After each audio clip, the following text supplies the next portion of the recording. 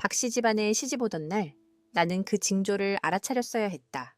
남편 민호는 아버님이 전통적인 분이라고 귀띔해 주었지만 그 당시 내가 이해하지 못했던 것은 전통적이라는 말이 큰아들 준호에 대한 흔들림 없는 헌신을 의미한다는 것이었다. 편애는 처음에는 미묘했다. 우연으로 치부할 수 있는 작은 몸짓들이었다. 하지만 시간이 지나면서 그것들은 내가 무시할 수 없는 하나의 패턴을 형성했다. 결혼 후 첫 추석 명절이 아직도 기억난다. 우리는 민호 아버님의 성공을 말해주는 서울의 부촌, 강남의 본가에 모였다.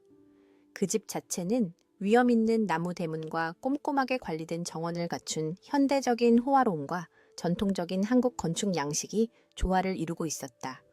안에서는 조상님께 올릴 차례상 준비가 한창이었고 상에는 정성껏 배열된 과일과 떡, 그리고 전통 음식들이 가득했다. 서연아, 어머니 잡채 만드는 것 좀 도와드려라. 내가 어색하게 부엌에 서서 아직 가족의 일상에 익숙하지 않을 때 시어머니께서 나를 부르셨다. 나는 고개를 끄덕이고 어머니 곁에 자리를 잡고 어머니가 참기름으로 양념을 하시는 동안 조심스럽게 당면을 저었다. 내 자리에서는 아버님이 아들들과 함께 앉아 계신 안방이 보였다.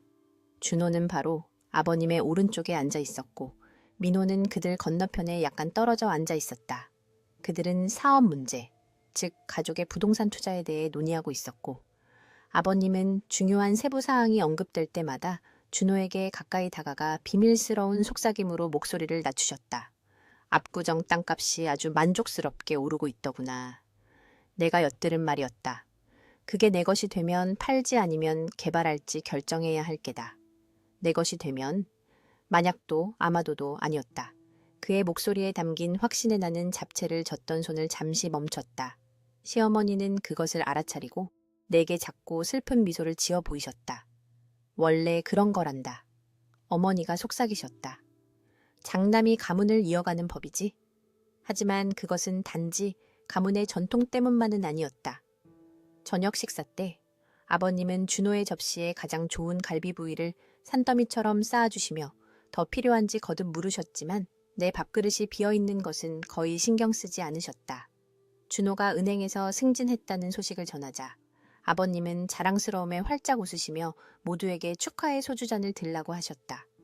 하지만 민호가 건축회사에서 이룬 자신의 성과에 대한 소식을 전했을 때 아버님은 그저 고개를 끄덕이신 후 화제를 바꾸셨다.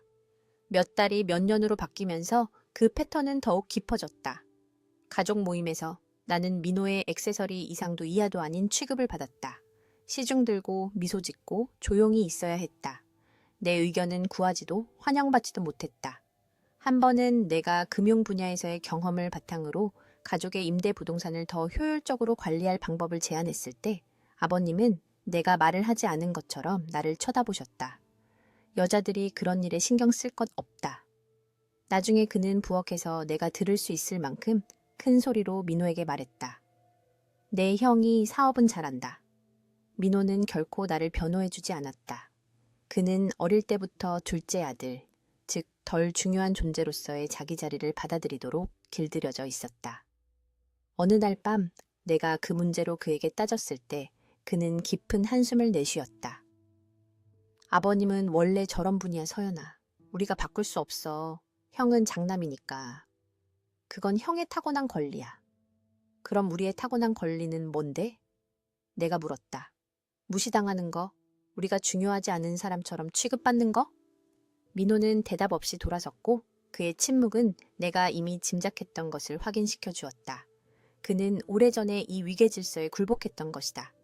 편애의 실체는 한 사촌의 결혼식에서 명확해졌다. 내가 선물 정리를 돕고 있을 때 아버님의 여동생인 선희 고모님이 다른 친척과 낮은 목소리로 이야기하는 것을 엿들었다. 영호 오빠는 벌써 변호사 만나서 모든 걸 준호 앞으로 넘기는 절차를 밟았대. 그녀가 말했다. 강남집 명동상가 건물, 심지어 전라도에 있는 선상까지. 전부 다 장남한테 갈 거래. 전부요?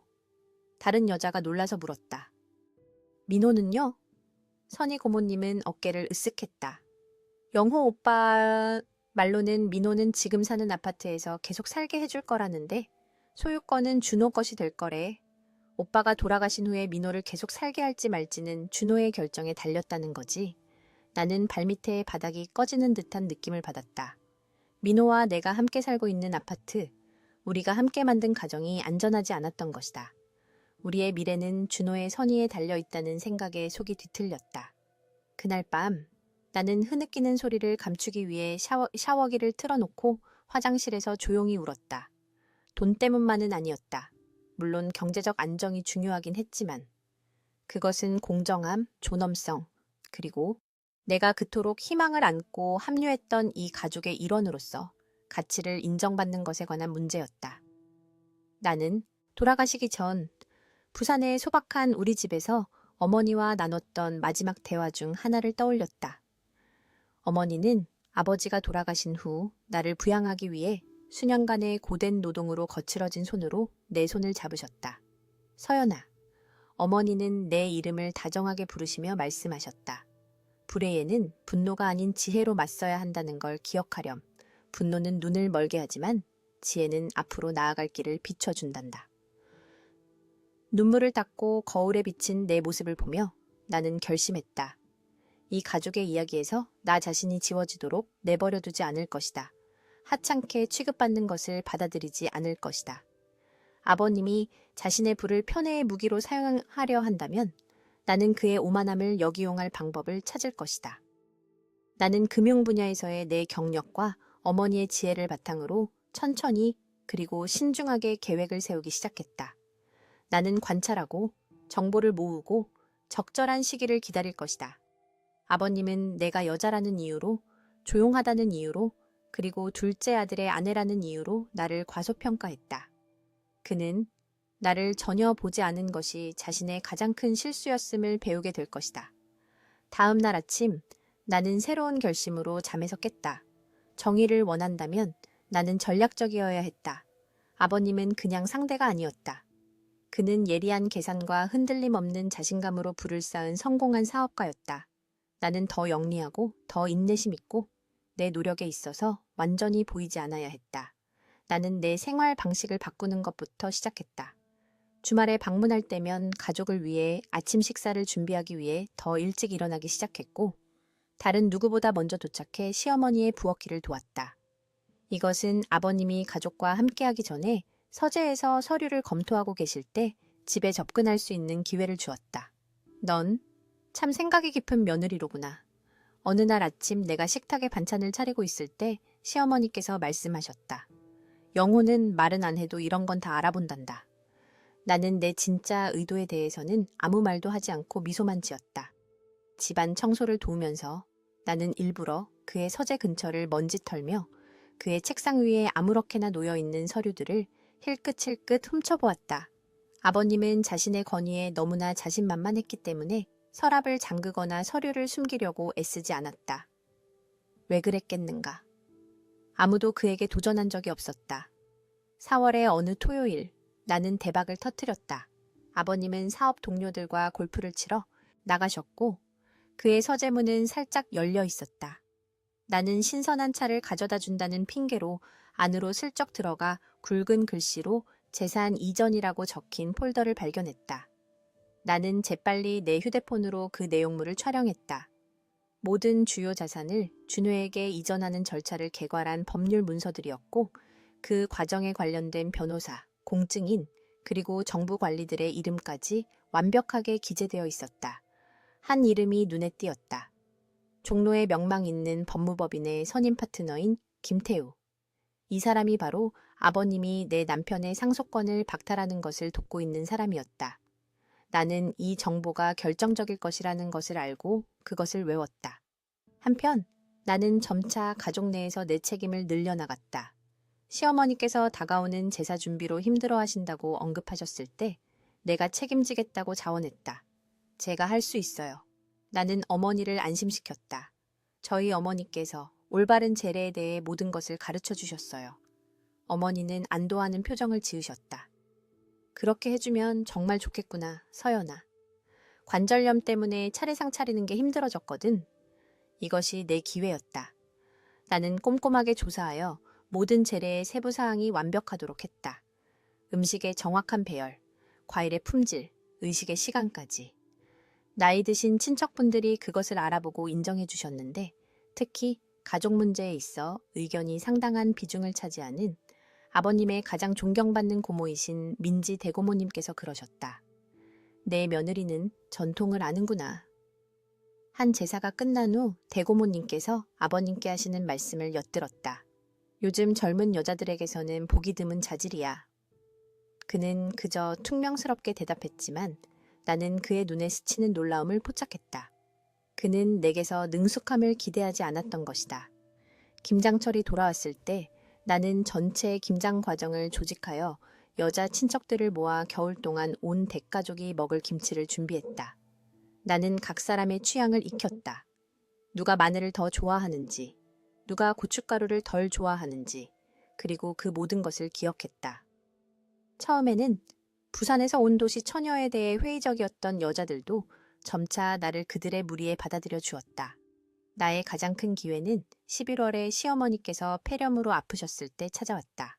나는 부탁받지도 않았는데 어머니를 돌보기 위해 일시적으로 그들의 집에 들어가 살면서 약이 되는 차를 끓여드리고 기침이 가장 심한 밤에는 곁을 지켰다. 이렇게까지 할 필요 없단다. 어느 날 저녁, 베개에 기대 창백한 얼굴로 어머니가 속삭이셨다. 준호 아내가 도와줄 수도 있는데 어머니는 이제 제 어머니세요. 나는 어머니의 이불을 고쳐드리며 대답했다. 여기가 제가 있어야 할 곳이에요. 내가 말하지 않은 것은 준호의 아내 혜진은 시어머니 안부를 묻는 전화 한 통 거의 하지 않았다는 것이었다. 그녀는 사교 모임에 너무 바빠서 간병 같은 귀찮은 일에 신경 쓸 겨를이 없었다. 아버님은 그 차이를 알아차렸지만 나에게 직접적으로 아무 말씀도 하지 않으셨다. 이 기간 동안 나는 이웃들과도 관계를 쌓았는데 특히 옆집에 사시며 박씨 가족을 수십 년 동안 알고 지내신 이 여사님과 친해졌다. 그녀는 시어머니를 뵈러 올 때 종종 집에서 만든 떡을 가져오셨다. 며느님이 보물이네요. 그들이 복도에서 마주쳤을 때 그녀가 아버님께 말했다. 요즘 세상에 저런 효심은 드물어요. 그는 뻣뻣하게 고개를 끄덕였는데 준호가 아닌 내게 칭찬이 향하는 것이 분명히 불편해 보였다. 시어머니를 돌보는 동안 나는 가족 금괴 보관된 부동산 등기부등본을 포함한 중요한 집안 서류에도 접근할 수 있었다. 이제 나를 완전히 신뢰하게 된 시어머니는 내게 약 기록을 가져다 달라고 부탁하시면서 금고 비밀번호를 알려주셨다. 나는 모든 세부사항을 기록했다. 재산명의, 세금 식별 번호, 등록 날짜까지. 그동안 나는 계획을 세우고 있었다.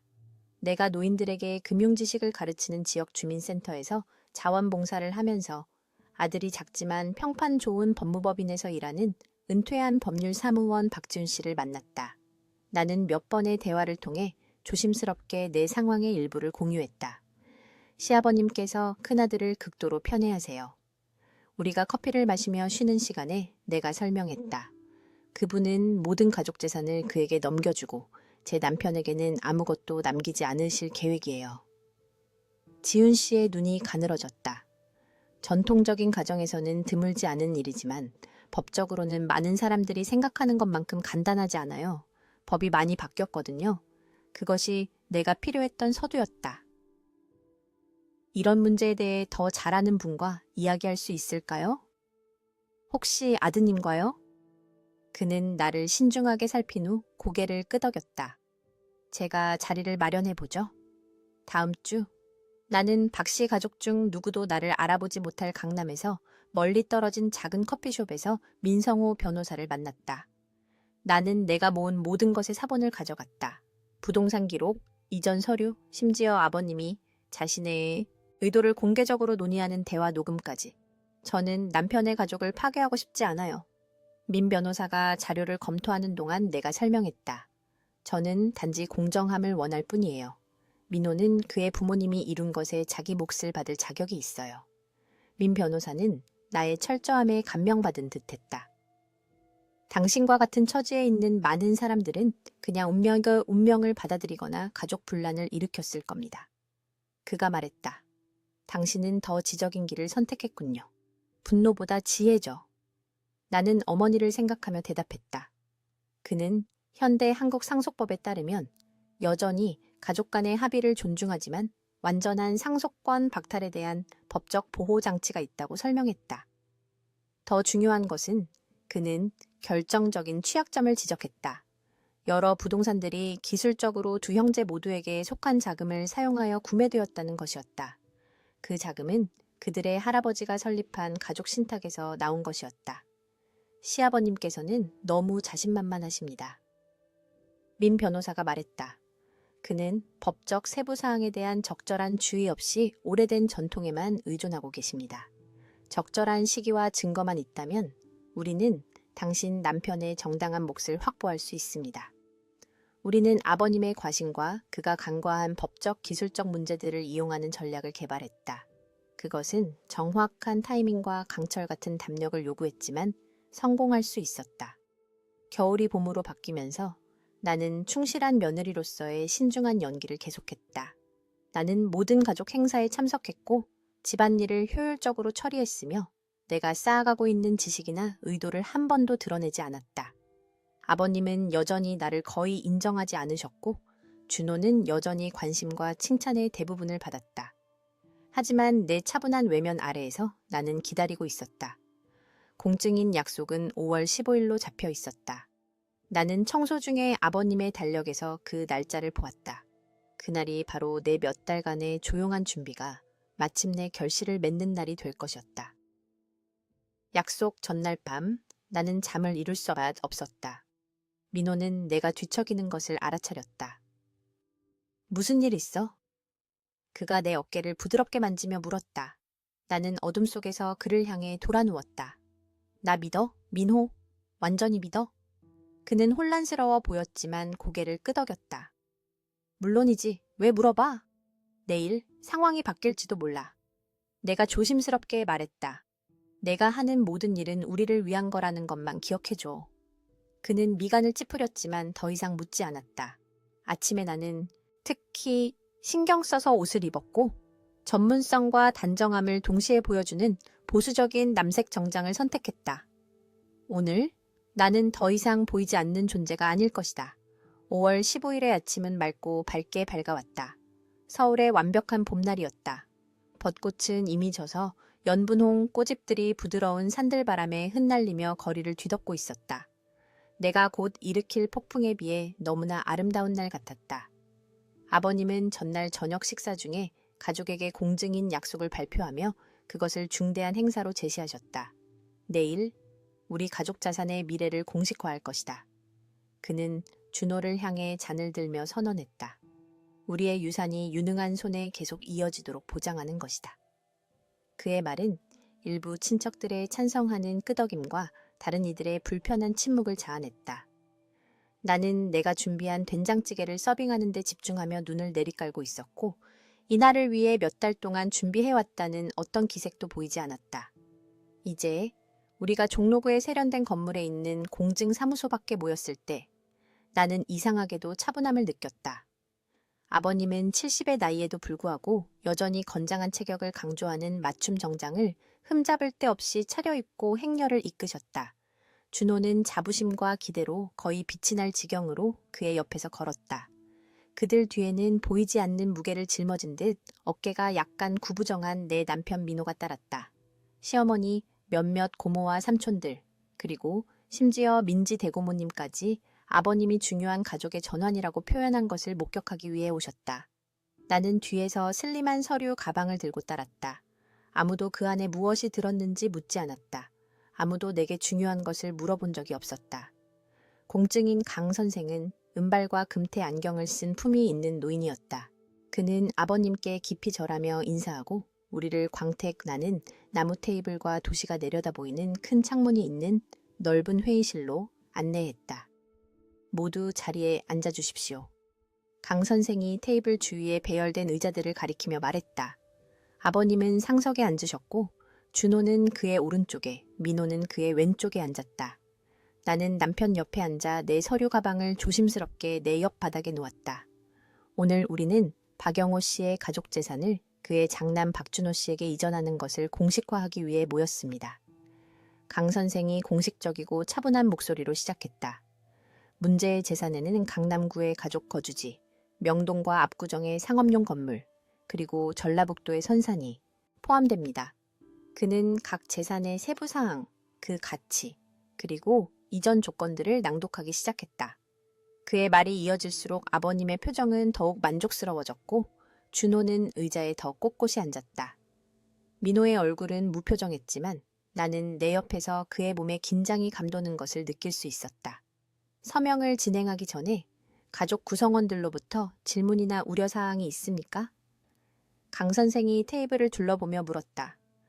아버님은 껄껄 웃으셨다. 모든 것이 잘 정리되었다고 믿습니다. 제 결정은 오래전부터 분명했으니까요. 바로 그 순간 나는 조용히 손을 들었다. 그 간단한 몸짓에 놀란 시선들이 쏠렸다. 나는 이전에 가족 사업 논의에 개입한 적이 한 번도 없었다. 네, 박서연 씨. 강 선생이 눈썹을 살짝 치켜 올리며 말했다. 진행하기 전에 고려해야 할 몇 가지 서류가 있습니다. 나는 빠르게 뛰는 심장에도 불구하고 차분한 목소리로 말했다. 나는 서류 가방을 열어 폴더 하나를 꺼내 강 선생에게 건넸다. 아버님은 미간을 찌푸리셨다. 이게 무슨 방해냐? 우리는 간단한 절차를 위해 여기에 왔다. 강 선생은 첫 번째 서류를 검토하며 안경을 고쳤었다. 그의 표정은 정중한 관심에서 혼란으로, 그리고는 전문적인 우려로 바뀌었다. 박 선생님, 그가 천천히 말했다. 이 기록에 따르면 이 재산들의 소유권 상태에 관한 법적 복잡성이 있는 것 같습니다. 무슨 복잡성? 그건 내가 마음대로 분배할 내 재산이다. 아버님의 목소리가 높아졌다.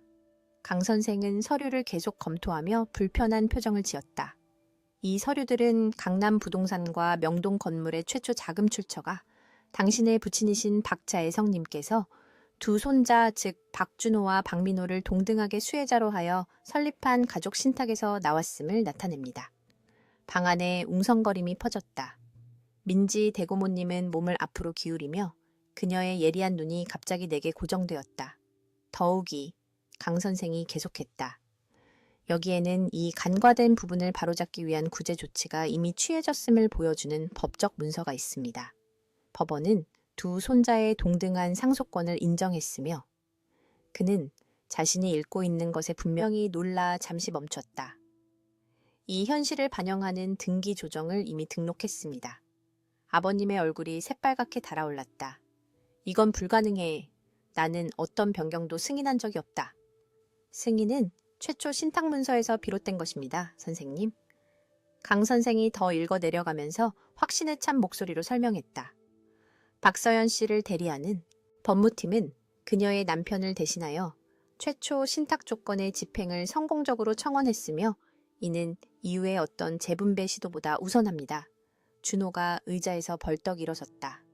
이건 불법이야. 아버지, 어떻게 좀 해보세요. 시아버지는 나를 돌아보셨고 그의 눈은 불타고 있었다. 내가 이 가족에 합류한 이래 처음으로 그는 나를 진정으로 보았다. 민호의 부속품이 아니라 만만치 않은 상대로. 그가 낮고 위험한 목소리로 말했다. 네가 내 등 뒤에서 이런 짓을 했단 말이냐? 나는 그의 시선을 똑바로 마주했다. 저는 대놓고 했습니다, 아버님. 단지 아버님께서 보지 않으셨을 뿐입니다. 방 안은 충격적인 침묵에 휩싸였다. 민호조차도 나를 마치 낯선 사람을 보는 것처럼 쳐다보았다. 나는 이전에 아버님께 그렇게 직접적으로 말한 적도 공개적으로 도전한 적도 없었다. 강 선생은 어색하게 헛기침을 했다. 이 서류들은 이상이 없는 것으로 보입니다.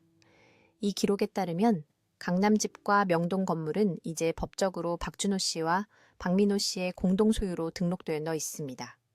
전라도 선사는 가족 신탁 보호 하에 있으며 두 형제가 동등한 수혜자입니다. 이건 도둑질이야. 준호가 테이블을 손으로 내리치며 소리쳤다. 아니요. 내가 차분하게 대답했다. 이것은 정정입니다.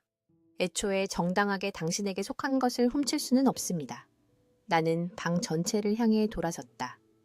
민호는 준호만큼이나 이 가족의 성공에 기여했습니다. 그는 명동 건물의 가치를 2배로 높인 리모델링을 설계했습니다. 아무도 남쪽으로 내려가려 하지 않을 때 전라도 땅을 관리했습니다.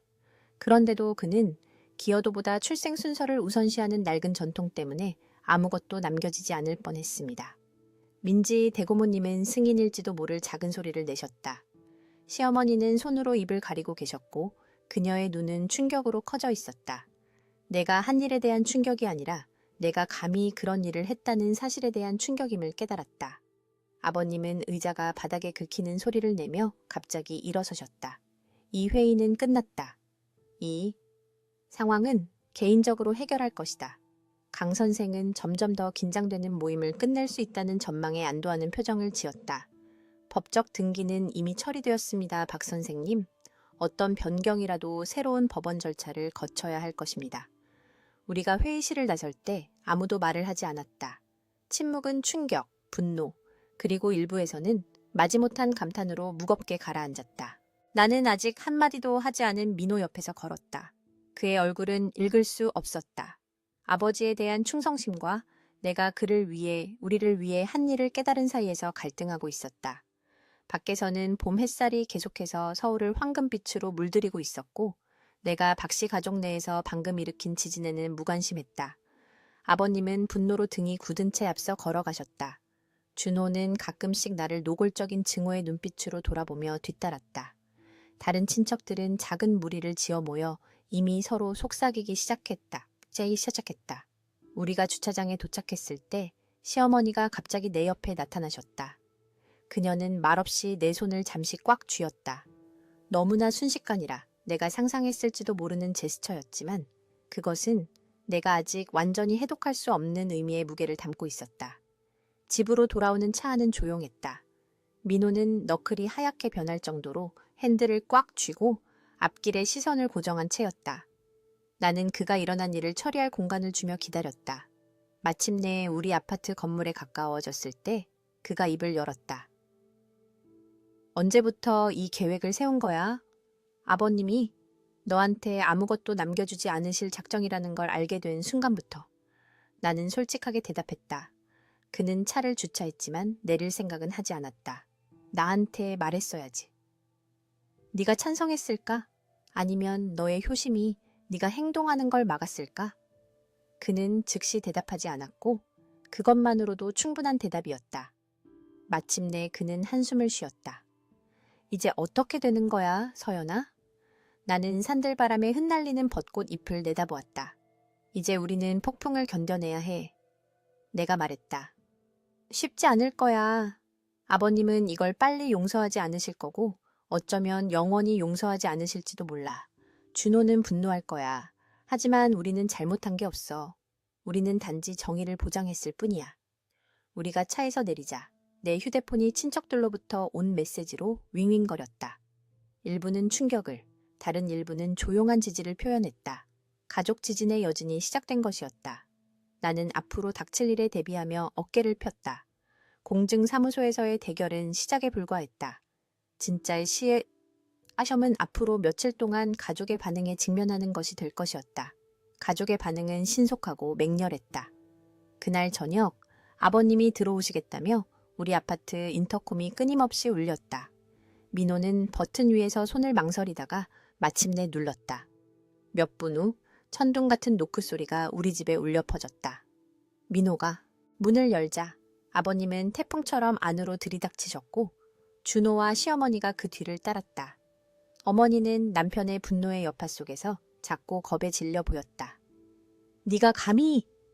아버님은 민호를 무시하고 곧장 내게로 와서 소리쳤다. 이 교활하고 은혜도 모르는 여자. 내가 너를 이 가족으로 받아들였는데 이게 우리에게 보답하는 방식이냐? 나는 심장이 갈비뼈를 쿵쿵 두드렸지만 내 자리를 지켰다. 아버님은 절 환영하신 적이 없어요. 기껏해야 참아주셨을 뿐이죠. 네가 무슨 짓을 했는지 알기나 해? 그의 목소리가 높아지며 계속되었다. 수십 년간의 신중한 계획을 내 이기심 때문에 망쳐버렸어. 민호가 우리 사이에 끼어들었다. 아버지, 제발 진정하세요. 우리 이야기할 수 있잖아요. 이야기? 아버님은 비웃었다. 이야기할 건 아무것도 없다. 내 아내가 이 가족을 배신했다. 그녀는 우리의 전통, 우리의 가치에 침을 뱉었다. 준호가 앞으로 나서며 그의 얼굴은 분노로 일그러져 있었다. 내 아내를 통제해야지 민호야. 아니면 이제 그녀가 널 통제하는 거냐? 시어머니가 남편의 팔을 부드럽게 잡았다. 여보, 제발요. 이웃들이 듣겠어요. 이 말이 그에게는 통하는 듯했다. 한국 사회에서 가족 간의 불화를 공개적으로 드러내는 것은 수치를 가져왔다. 아버님은 목소리를 낮췄지만 분노의 강도는 낮추지 않으셨다. 네가 똑똑하다고 생각하겠지. 그가 내게 정확하고 날카로운 말로 말했다. 하지만 넌 네가 무슨 짓을 했는지 이해하지 못해. 이건 단지 재산 문제가 아니다. 이건 가계, 자연스러운 질서에 대한 존중에 관한 것이다. 장남이 가족을 이끌어가는 것, 그게 항상 그래왔던 방식이다. 시대는 변해요. 내가 조용히 대답했다. 법은 두 아들 모두 가치가 있고 두 아들 모두 권리가 있다는 것을 인정해요. 법이라. 그는 그 단어를 마치 쓴맛이 나는 것처럼 뱉었다. 법이 가문의 명예를 500년 전통을 뭘 안단 말이냐? 민호의 표정이 굳어졌다. 그럼 전통은 공정함에 대해 뭘 아는데요, 아버지?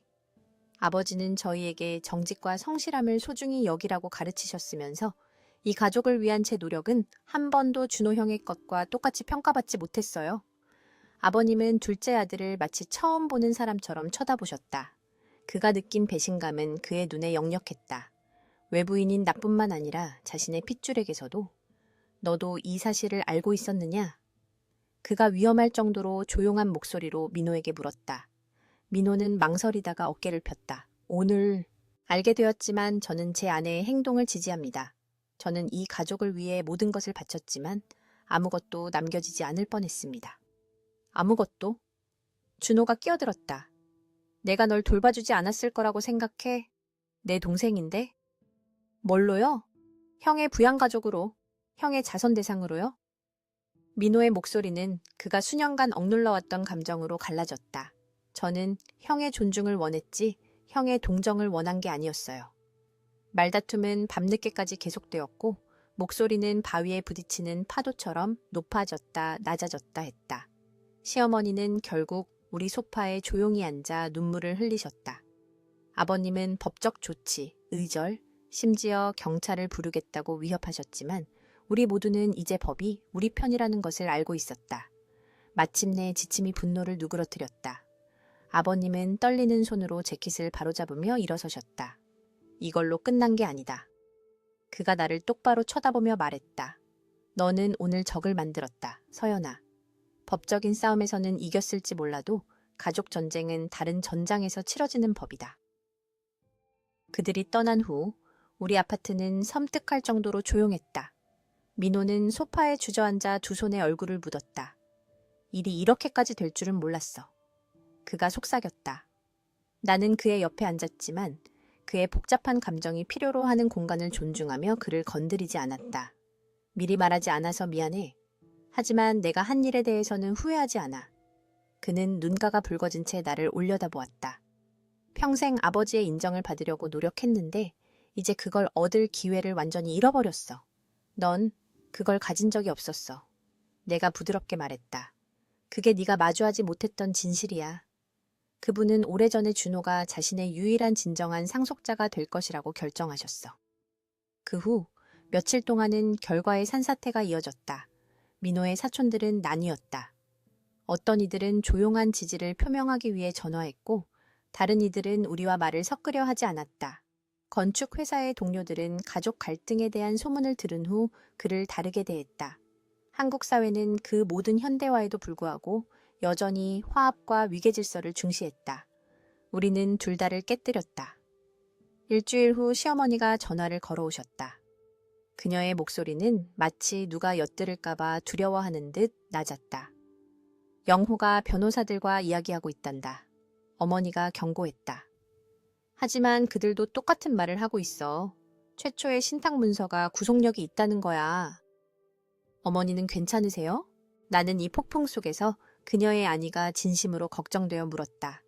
어머니는 한숨을 쉬었다. 집안이 긴장 상태야. 준호가 매일 와서 내 아버지랑 전략을 짜. 몇 시간씩 문을 닫고 이야기한단다. 그리고 어머니는 어떻게 대하세요? 그녀의 침묵이 모든 것을 말해주었다. 그녀는 중간에 끼어 있었다. 남편의 입장을 지지해야 하는 전통적인 아내이면서도 두 아들 모두에게 공정함을 바라는 어머니였다. 민지 대고모님께서 전화하셨어. 그녀가 화제를 바꿨다. 너에 대해 여러 가지를 물어보시더구나. 나는 놀랐다. 민지 대고모님은 거의 아흔이셨고 대가족 내에서 그 의견이 상당한 무게를 지닌 여족장이셨다. 무엇을 알고 싶어 하셨는데요? 내 집안, 네 성장 과정에 대해서, 내가 내 어머니 이야기, 네가 병든 어머니를 어떻게 간호했는지, 그리고 네가 우리 집안일을 어떻게 처리했는지 다 말씀드렸어. 그녀는 잠시 멈췄다. 내 생각에 그분은 네가 한 일에 감명받으신 것 같아. 직접적으로 그렇게 말씀하시진 않겠지만 이 작은 발견은 내게 희망을 주었다.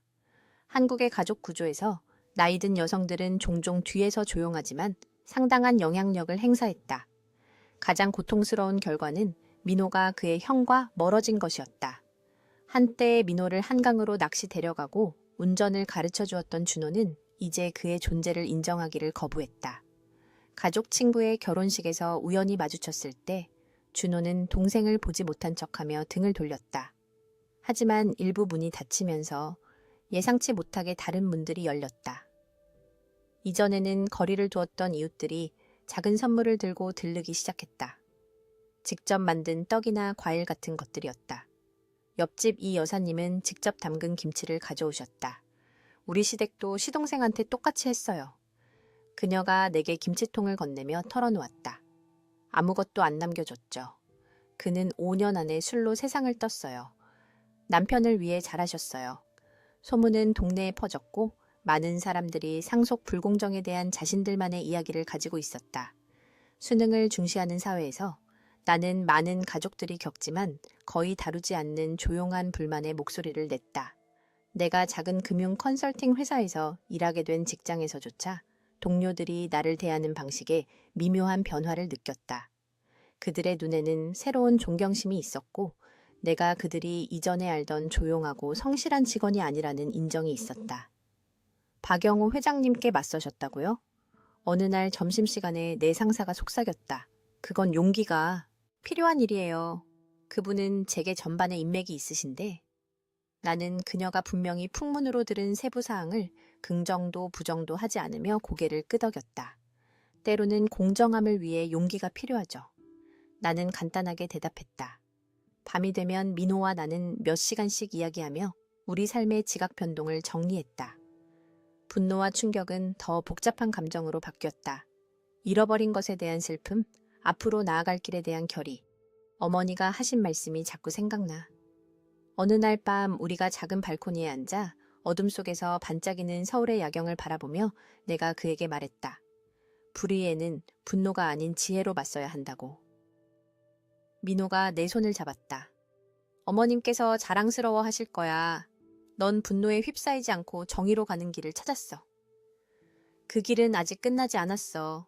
내가 그에게 상기시켰다. 아버님은 쉽게 포기하지 않으실 거야. 그는 침울하면서도 단호한 표정으로 고개를 끄덕였다. 그럼 우리는 분노가 아닌 지혜로 계속 나아가는 거야. 함께. 몇 주가 지나면서 초기의 충격파는 가라앉았지만 여진은 계속되었다. 우리는 원래 가족 모임에 초대받지 못했다. 아버님은 나와 같은 방에 있는 것을 거부하셨다. 준호의 아내는 내가 민호와 돈 때문에 결혼했다는 등 내 배경에 대한 소문을 퍼뜨렸다. 하지만 그 모든 것을 겪으면서도 나는 내 목적이 복수가 아니라 회복이라는 것을 기억하며 평정을 유지했다. 물질적 자산의 회복뿐만 아니라 민호의 존엄성과 가족 내에서의 정당한 위치의 회복이었다. 폭풍은 계속될 것이지만 나는 더 심한 것도 견뎌냈다. 그리고 이제 박 씨 가족에 합류한 이래 처음으로 나는 더 이상 보이지 않는 존재가 아니었다. 대결 한 달 후 나는 민 변호사로부터 전화를 받았다. 법원이 박 선생님의 항소를 공식적으로 기각했습니다. 그가 내게 알려주었다. 재산 등기는 그대로 유지됩니다. 하지만 그분은 명동 건물의 관리 서류를 넘겨주기를 거부하고 계십니다. 이것은 예상했던 바였다. 아버님은 법이 자신에게 불리하더라도 쉽게 통제권을 포기하지 않으실 것이었다. 어떻게 하는 게 좋을까요? 내가 물었다. 법원 명령을 신청할 수도 있지만 그러면 긴장이 더욱 고조될 것입니다. 아마도 좀 더 외교적인 접근이 어떨까요? 나는 이것을 고려했다.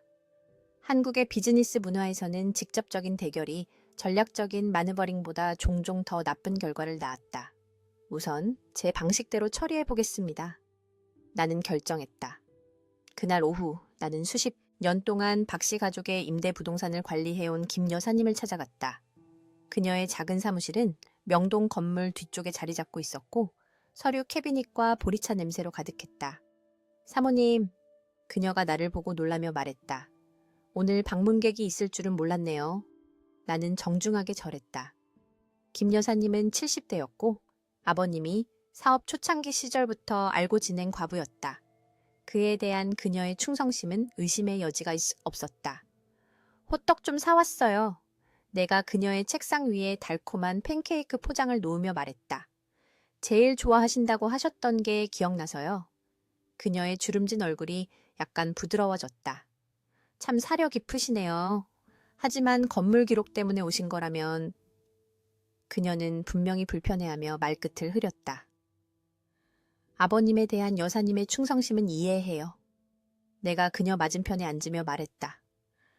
오랜 세월 이 가족을 충실히 섬겨오셨잖아요. 그녀는 고개를 끄덕이며 우리 둘에게 차를 따랐다. 박 회장님의 부친이신 재성님께서 두 손자를 위해 신탁을 만드셨다는 거 아세요? 내가 대화하듯이 물었다. 김 여사님의 눈이 깜빡였다. 최근에 그런 이야기를 들은 것 같아요. 재성님은 가족의 부가 장남뿐만 아니라 모든 후손에게 혜택을 주어야 한다고 믿으셨어요. 나는 천천히 차를 마셨다. 그분은 민호와 준호 둘 다 그분의 유산을 이어가길 바라셨을 거예요. 공정한 분이셨죠. 김 여사님이 인정했다. 아들과는 여러 면에서 다르셨어요. 법원이 그분의 뜻을 인정했어요. 내가 계속했다. 명동 건물은 이제 법적으로 두 형제의 소유예요. 관리 서류를 보류하는 것은 그것을 바꾸지 않아요. 그저 불필요한 복잡함만 만들 뿐이죠. 김 여사님은 침묵을 지켰고 그녀의 충성심과 예의 범절이 눈에 띄게 싸우고 있었다. 아버님을 배신하라고 부탁하는 게 아니에요. 내가 그녀를 안심시켰다. 가족의 법적 의무를 존중해달라고 부탁하는 거예요. 그리고 할아버님의 뜻을요. 긴 침묵 끝에 그녀는 서랍을 열고 두꺼운 폴더를 꺼냈다. 이건 사본이에요. 그녀가 조용히 말했다. 저는 모든 것의 사본을 보관하고 있어요. 원본은 박 회장님께서 가지고 계시고요. 나는 그녀의 자리가 안전할 것이라고 약속하며 진심으로 감사했다. 저희는 여사님의 전문성을 소중하게 생각해요, 김 여사님. 여사님의 역할에 대해서는 아무것도 변하지 않을 거예요. 서류를 들고 떠나면서 나는 서류 작업 이상의 것을 얻었다는 것을 깨달았다. 나는 전통을 존중하면서도 정의가 적응을 요구할 때를 인식하는 동맹을 얻었다. 건물 기록을 손에 넣은 민호와 나는 그 부동산의 상태와 재정을 신중하게 검토하기 시작했다. 6층짜리 상업용 건물에는 전통 찻집부터 현대적인 부티크까지 여러 사업체가 입주해 있었다. 임대 수입은 상당했지만 기반 시설에는 관심이 필요했다. 전기 시스템이 1998년 이후로 업데이트되지 않았어. 민호가 유지보수 기록을 검토하며 지적했다. 그리고 지붕은 제대로 수리하는 대신 땜질만 해놨네. 아버님께서 비용을 절감하셨던 거야. 나는 깨달았다. 장기적인 가치를 희생하면서 이익을 극대화하셨던 거지. 우리는 건물의 특성을 보존하면서 업데이트할 리모델링 계획을 개발했다. 건축 전문 지식을 갖춘 민호는 안전과 미관을 모두 향상시킬 개선안을 설계했다. 우리는 계약업체를 고용하고 공사를 시작했으며 이제 법적으로 우리에게 들어오는 임대 수입의 일부로 자금을 조달했다. 리모델링의 첫 단계가 완료되었을 때 우리는 건물 안뜰에서 작은 모임을 열어 세입자들을 초대했다. 나는 전통 음식을 준비하고 그들의 우려와 제안을 주의 깊게 들었다. 많은 사람들이 수십 년 동안 그곳에서 사업을 운영했지만 건물의 관리에 대해 한 번도 의견을 묻는 적이 없었다. 박 회장님은 임대료가 오를 때 항상 통지서만 보내셨어요. 찻집을 운영하는 송 선생님이 설명했다. 30년 동안 우리에게 필요한 것이 무엇인지 한 번도 물어보신 적이 없어요. 이러한 접근법, 즉 세심한 경청에 이은 사려 깊은 행동은 결과를 낳기 시작했다. 명동 건물이 활기를 되찾고 있다는 소문이 퍼졌다. 건물의 개선된 외관과 우리의 공정한 거래 평판의 매력을 느낀 여러 고급 소매업체들이 공실에 대해 문의해왔다. 전라도의 선사는 다른 어려움을 안겨주었다. 서울에서 기차로 4시간 거리에 위치한 그 땅에는 논과 박씨 가문이 대대로 소유해온 오래된 한옥이 있었다. 아버님은 그것을 방치하셨고 드물게 방문하며 최소한의 유지를 위해 현지 농부들을 고용하셨다. 민호와 나는 장마철인 7월에 그곳으로 첫 여행을 떠났다. 논은 자라나는 벼로 무성했지만 한옥은 황폐했다. 나무 기둥은 곳곳이 썩어 있었고 전통적인 기와는 깨지고 일부는 빠져 있었다. 할아버님께서 이걸 보시면 마음 아파하실 거야. 민호가 우리가 텅 빈 방들을 걸으며 달아빠진 나무 바닥에 발소리가 울려 퍼지는 것을 들으며 말했다. 나는 조각된 기둥에 손을 얹었다. 우리가 복원할 수 있어. 박물관 전시품으로서가 아니라 내 가족의 과거와 살아있는 연결고리로서 말이야. 우리는 근처 마을에서 전통 건축 기술을 전문으로 하는 나이 드신 장인을 찾았다. 최 선생님은 민호의 할아버지를 알고 계셨고 선조의 집을 복원하는 데 기꺼이 돕고 싶어 하셨다. 요즘 젊은이들은 새 것만 원하지. 그가 전문가의 눈으로 구조를 살피며 말했다. 하지만 이것은 여러 세대의 정신이 뼛속에 담겨 있어. 복원은 비용이 많이 들고 시간이 많이 걸리겠지만 우리는 그것에 전념했다. 나는 여러 보존협회에 연락하여 일부 비용을 상쇄할 수 있는 문화유산 보조금을 신청할 수 있다는 것을 알게 되었다. 더 중요한 것은 우리의 노력이 문화부 기자들의 주목을 끌었다는 것이다. 한 전국 신문의 작은 기사가 전통 건축 보존에 대한 우리의 헌신을 조명했다. 기사가 난 다음 날 민지 대고모님께서 전화를 하셨다. 재성이 집을 복원하고 있다면서? 그녀가 서론없이 물었다. 네, 고모님. 너무 오랫동안 방치되었어요. 긴 침묵이 흘렀다. 내가 그 집에서 자랐단다. 그녀가 마침내 기억에 잠긴 부드러운 목소리로 말했다. 내 아버지가 가을께 작은 정자를 지으셨지? 복원이 좀 더 진행되면 방문해 보시겠어요? 내가 물었다. 고모님의 지식이 귀중한 도움이 될 거예요. 또 다른 침묵. 아마도 진행 상황 사진을 보내다오. 완전한 수용은 아니었지만 그것은 내가 신중하게 키워나갈 의도가 있는 시작이었다. 한편 나는 계속해서 지역사회에서 호의를 쌓았다. 나는 명동 건물 수익의 일부를 지역자선단체를 지원하도록 주선했는데 여기에는 어려운 학생들을 위한 장학기금과 동네 사찰의 지붕 수리 프로젝트 기부금이 포함되었다. 이것들은 대중의 인정을 받기 위한 화려한 제스처가 아니라 공동체 지원이라는 전통적 가치에 대한 존중을 보여주는 조용한 행동들이었다. 민호는 우리가 공유하는 재산을 관리하는 데 더 적극적인 역할을 맡으면서 자신감이 커졌다. 형의 그늘에서 평생을 보낸 둘째 아들이 자신의 빛을 발하기 시작했다. 그의 건축회사는 명동 건물의 성공적인 리모델링을 보고 그에게 더 많은 책임을 맡겼고 그는 도시재생에 관한 회의에서 연설하도록 초대받았다. 우리의 성공에 대한 아버님의 반응은 예상대로였다. 그는 사업상의 인맥을 이용하여 명동의 일부 세입자들에게 떠나라고 압력을 가했다. 그는 우리가 선산을 외국 개발업자에게 팔 계획이라는 소문을 퍼뜨렸다. 그는 심지어 그 부동산과 관련된 은행 계좌를 동결하려고 시도했지만 그의 노력은 법적으로 막혔다. 아직도 이해하지 못하고 계셔. 민호가 또 다른 실패한 책략 소식을 들은 어느 날 저녁 말했다. 이건 그분을 이기는 게 아니야. 균형을 만드는 거지. 나는 갈등의 부재가 아니라 대립하는 힘들의 적절한 정렬이라는 한국의 조화로운 존재 개념을 생각하며 고개를 끄덕였다. 그분은 협력을 통해 얻을 수 있는 것은 보지 못하고 잃어버린 것만 보고 계셔. 가장 고통스러운 측면은 스트레스로 인해 시어머니의 건강이 쇠약해지는 것을 지켜보는 것이었다. 그녀는 충성심 사이에서 갈등하게 되었다. 그녀의 남편은 자신의 입장에 대한 절대적인 지지를 요구했고 그녀의 모성 본능은 둘째의 넌ፊ트 둘째 아들과의 화해를 갈망했다. 내가 가끔 그녀를 방문할 때 항상 아버님이 안 계실 때 나는 그녀가 점점 더 야위고 약해지는 것을 알아차렸다. 건강에 신경 쓰셔야 해요, 어머니. 한 방문 중에 내가 인삼차와 직접 만든 송편을 가져다 드리며 재촉했다. 그녀는 슬프게 미소 지었다. 가족 불화는 그 자체로 병이란다, 서연아. 어떤 약으로도 고칠 수 없어. 그녀의 말은 내게 남아서 우리의 법적 승리가 궁극적인 치유 없이는 공허하게 남을 것이라는 것을 상기시켜 주었다. 진정한 복수는 파괴가 아니라 회복에 관한 것이었다. 물질적인 것뿐만 아니라 올바른 관계의 회복이었다. 가을이 다가오고 추석 명절이 다가오면서 나는 어려운 결정에 직면했다. 전통적으로 가족들은 장남의 집에서 제사를 지내기 위해 모였다. 현재의 소원한 관계를 고려할 때 우리는 포함될 것이라고 기대하지 않았다. 하지만 민지 대고모님은 올해 제사는 복원된 전라도의 선산에서 열릴 것이라고 발표하여 모두를 놀라게 했다. 모든 가족 구성원은 참석해야 한다.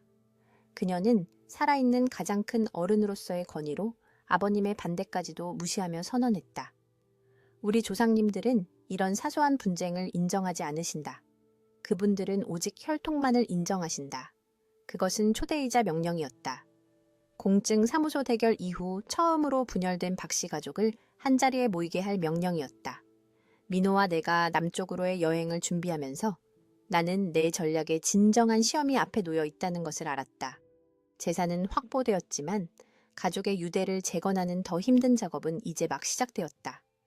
그리고 그 분야에서는 법률 문서가 아무런 힘도 갖지 못했다. 오직 지혜, 인내, 그리고 타이밍만이 결과를 결정할 것이었다. 전라도로 가는 여정은 기대와 두려움으로 나를 가득 채웠다. 기차. 옆자리에 앉은 민호는 지나가는 시골 풍경을 바라보며 표정을 읽을 수 없었다. 우리는 석 달 전의 대결 이후로 그의 아버지나 형을 보지 못했고 전통과 민지 대고모님의 명령에 의해 강요된 이 재회는 우리가 만들어낸 깨지기 쉬운 새로운 현실을 시험하게 될 것이었다. 아버님이 정말 오실까? 민호가 침묵을 깨고 물었다. 조상님들을 거스를 위험은 감수하지 않으실 거야. 내가 대답했다. 아니면 민지 대고모님을. 민호가 희미하게 미소 지었다. 아마 한국에서 아버님이 유일하게 두려워하는 분일 거야. 추수를 앞둔 푸른 논밭을 가로지르는 기차가 굽이쳐 갈 때 나는 이 순간을 위해 우리가 준비한 모든 것을 생각했다. 우리는 각 가족 구성원을 위한 선물을 가져왔다. 비용보다는 개인적인 의미를 고려하여 선택한 작지만 사려 깊은 물건들이었다. 민지 대고모님을 위해서는 1960년대의 희귀한 판소리 녹음반을, 시어머니를 위해서는 존경받는 장인이 만든 수공예 은목걸이를, 심지어 준호와 아버님을 위해서도 고급차와 전통 붓을 존중의 의미로 선택했다. 우리는 추석 전날 선산에 도착했다. 복원을 감독하고 계신 최 선생님이 조용한 자부심으로 우리를 맞이했다. 이리 와서 우리가 이룬 것을 보시오. 그가 우리를 한옥으로 이끌며 말했다. 변화는 놀라웠다. 주저앉았던 지붕은 새로운 기와로 복원되어 그 회청색 곡선이 먼 산들을 메아리쳤다. 새로운 나무 기둥이 구조를 지탱했고 종이 창문은 수공의 한지로 교체되어 오후의 햇살을 따뜻한 빛으로 걸러냈다. 안뜰은 잡초가 제거되어 정성스럽게 다듬어진 소나무들 사이로 구불구불 이어진 원래의 돌길이 드러났다. 아름답다. 민호가 감정에 겨워 거친 목소리로 속삭였다. 마치 내 어린 시절 기억 속으로 들어온 것 같아. 우리는 오후 내내 가족의 도착을 준비하며 침실을 정돈하고 본체의 제사상을 차렸다. 나는 집안 곳곳에 소박한 도자기, 화병에 신선한 꽃을 꽂고 내일의 광범위한 요리를 위해 부엌을 준비했다. 모든 것이 완벽해야 했다. 인상을 주기 위해서가 아니라 존경을 표하기 위해서였다. 민지 대고모님께서 2명의 먼 친척의 부축을 받으며 차에서 내리시며 가장 먼저 도착하셨다. 90의 나이에도 그녀는 여전히 위엄이 있었고 지팡이가 필요함에도 등은 곧았으며 흰머리는 전통적인 쪽머리로 빗어 넘기셨다. 그래서 이 잠자는 집을 깨웠구나. 그녀가 모든 방을 둘러본 후 말했다. 재성이가 기뻐할 게다. 그녀에게서 나온 이 말은 실로 높은 칭찬이었다. 다음으로 시어머니께서 도착하셨고 복원된 선조의 집을 보시며 눈이 휘둥그레지셨다. 다시 이렇게 볼 수 있을 거라고는 생각도 못했어. 그녀가 부드럽게 말하며 나무 기둥을 만져보았다. 영호는 항상 투자할 가치가 없다고 했었는데 우리는 어머니를 방으로 안내했다. 젊은 신부 시절 방문했을 때 사용하셨던 바로 그 방이었고 지금은 새로운 침구와 그녀가 가장 좋아하는 국화가 담긴 작은 화병으로 새롭게 단장되어 있었다. 그녀의 눈에 눈물이 고였다. 기억하고 있었구나. 그녀가 속삭였다. 아버님과 준호는 해가 질 무렵 마지막으로 도착했다. 그들의 차가 대문 앞에 멈췄고 잠시 동안 아무도 내리지 않았다. 마침내 문이 열리고 그들은 눈에 띄게 마지못해 집을 향해 객들 향해 걸어왔다. 아버님의 얼굴은 굳은 표정이었고 준호는 불편해 보였으며 그의 눈은 마치 탈출구를 찾는 것처럼 주위를 두리번거렸다. 나는 정중한 절로 입구에서 그들을 맞이했다. 가족의 집에 오신 것을 환영합니다. 나는 각 단어를 신중하게 고르며 말했다. 방은 준비되어 있습니다. 아버님은 나를 인정하지 않고 지나가셨지만 나는 그가 본체에 들어서면서 복원된 나무 기둥과 유니, 나는 바닥을 보며 거의 감지할 수 없을 정도로 잠시 멈추는 것을 알아차렸다. 그의 얼굴에 무언가 스쳐 지나갔다. 아마도 복원에 들어간 정성에 대한 인정이거나 이 지붕 아래에서 보낸 자신의 어린 시절에 대한 기억일지도 몰랐다. 저녁 식사는 긴장된 분위기 속에서 진행되었고 대화는 날씨와 올해의 쌀의 품질 같은 안전한 주제에 국한되었다. 민지 대고모님은 상석에서 테이블을 장악하며 아버님조차 들어본 적 없는 가족의 역사 이야기를 나누셨다. 너희 할아버지는 자신만의 방식으로 일본의 점령에 맞서 싸우셨단다. 그녀가 민호와 준호에게 말했다. 그분은 부엌 아래 비밀 공간에 독립운동가들을 숨겨주셨어. 그래서 이 집이 중요한 거야. 우리의 역사, 우리의 저항, 우리의 생존을 담고 있으니까. 나는 조용히 음식을 날랐고 각 사람이 가장 좋아하는 음식을 받도록 신경 썼다. 가족 모임에서 기억해둔 또 다른 작은 세부 사항이었다. 아버님은 내가 그의 앞에 황태국 한 그릇을 놓았을 때 놀라시는 것 같았다. 시어머니에 따르면 그것은 어릴 때부터 그가 가장 좋아하는 위안 음식이었다. 밤이 깊어지자 가족들은 각자의 방으로 흩어졌고 말하지 않은 긴장감은 피로와 전통의 무게에 의해 일시적으로 중단되었다.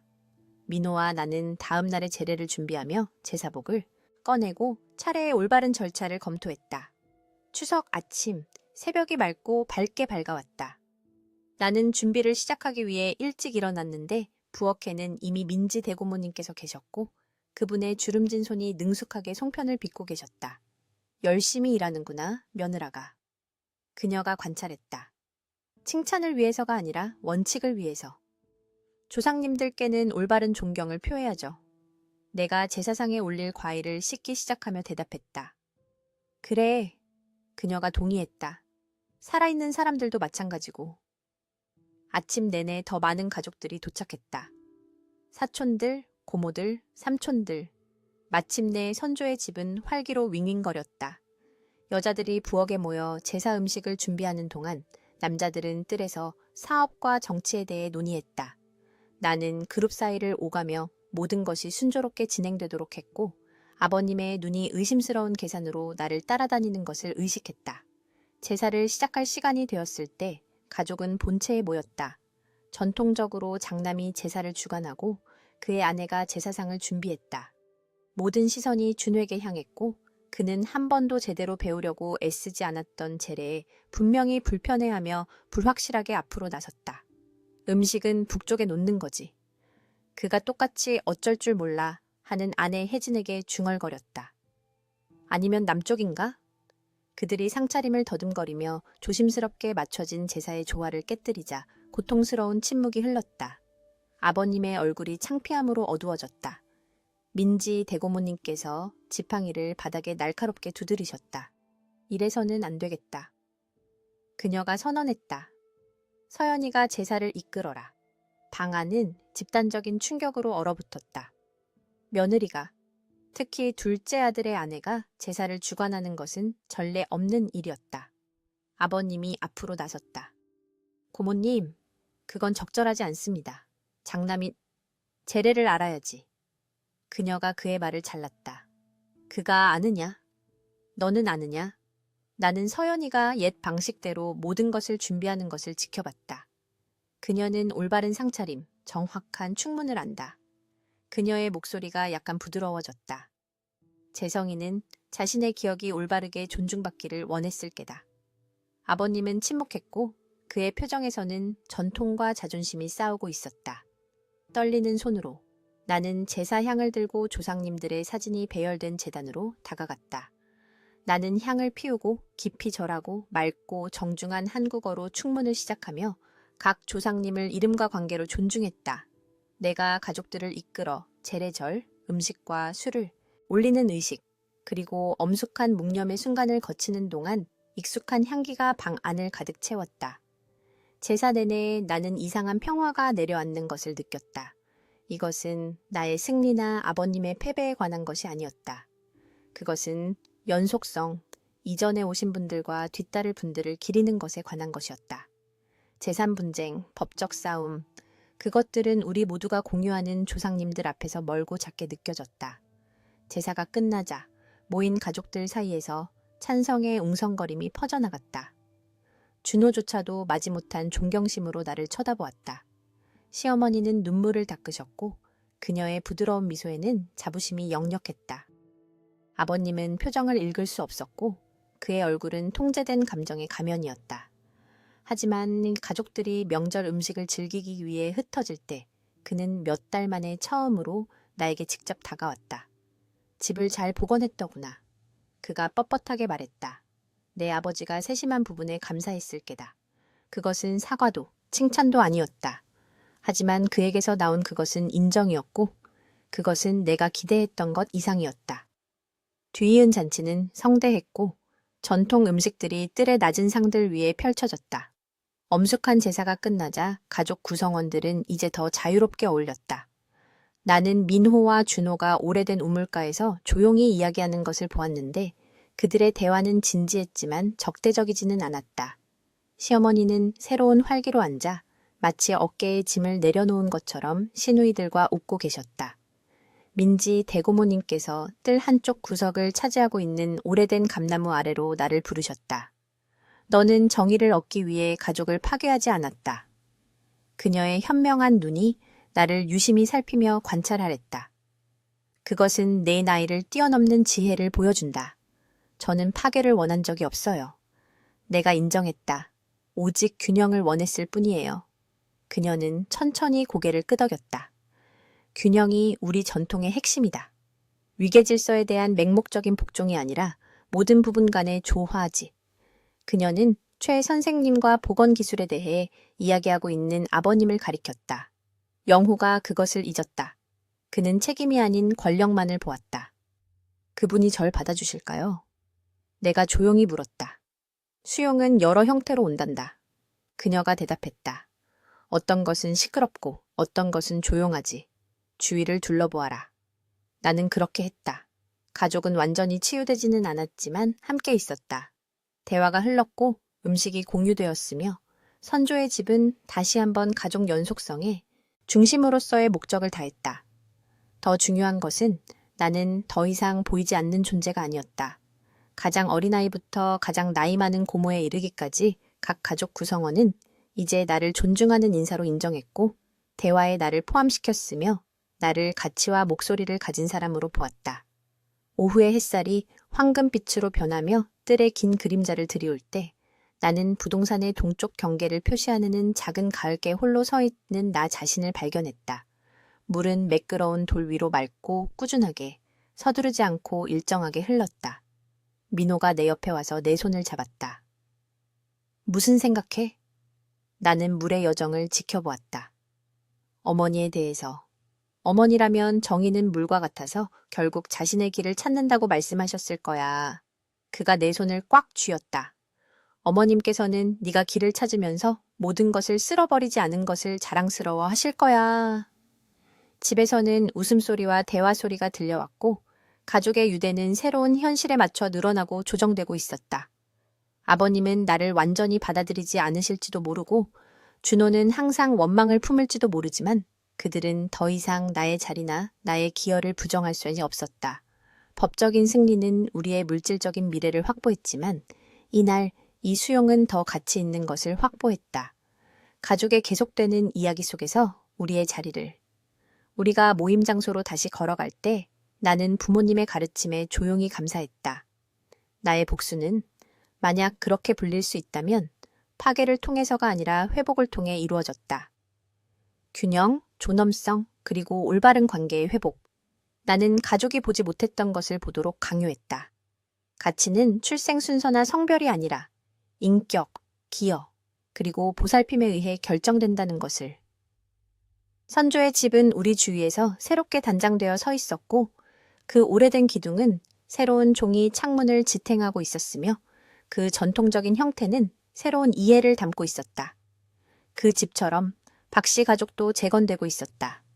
지워지는 것이 아니라 결점을 직시하고 더 균형 잡힌 미래를 포용함으로써 강화되고 있었다. 그리고 한때 보이지 않았던 나는 그 집의 예기치 않은 수호자가 되었다.